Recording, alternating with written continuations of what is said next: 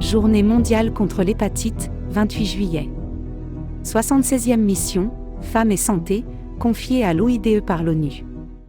L'OIDE se préoccupe, avec ses structures appropriées, le Haut Commissariat, chargé des programmes de santé publique et de la recherche scientifique, et Afrique Santé Développement, ASD, chargé des problèmes de santé, des femmes et des filles, les mutilations génitales féminines, des droits sexuels et reproductifs, la santé maternelle et néonatale et la mortalité infantile. Voici les réponses à 5 questions courantes que de nombreuses personnes se posent au sujet de l'hépatite C.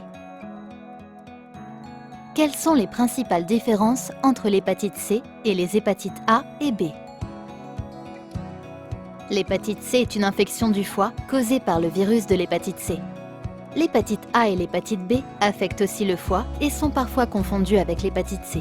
Cependant, les 3 virus et les infections qu'ils causent sont différents. L'hépatite A est habituellement transmise par de l'eau ou des aliments contaminés. Il n'existe aucun traitement contre l'hépatite A et l'infection disparaît habituellement d'elle-même. L'hépatite B est habituellement transmise par le sang, le sperme ou les sécrétions vaginales. La plupart des adultes éliminent le virus sans traitement et sont ensuite immunisés contre celui-ci. Certaines personnes seront porteuses du virus pour le reste de leur vie et devront être surveillées. L'hépatite C est habituellement transmise par un contact de sang à sang, même si la quantité de sang est si petite qu'on ne peut la voir.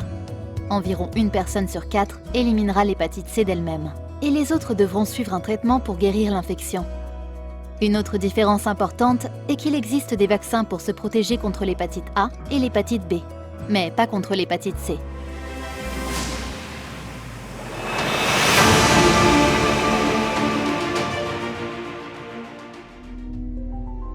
World Hepatitis Day, the 28th of July. 76th mission, Women and Heath, entrusted to IOED by UN. IOED is concerned, with its appropriate structures, the High Commission, in charge of public health programs and scientific research, and Afrique Santé Development, ASD, in charge of health problems, women and girls, genital mutilation rights, sexual and reproductive rights, maternal and neonatal health and infant mortality.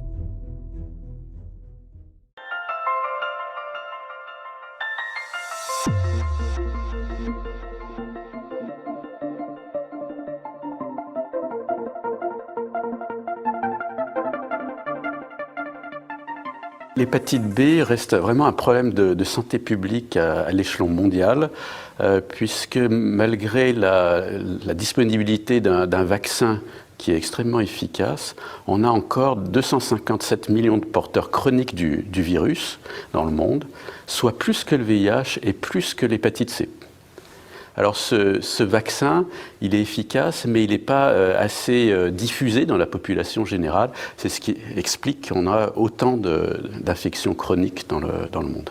Alors actuellement, dans les traitements qui sont disponibles pour l'hépatite B chronique, on a de l'interféron et puis ce qu'on appelle des analogues de nucléosides, c'est-à-dire des antiviraux directs qui vont inhiber la multiplication du virus.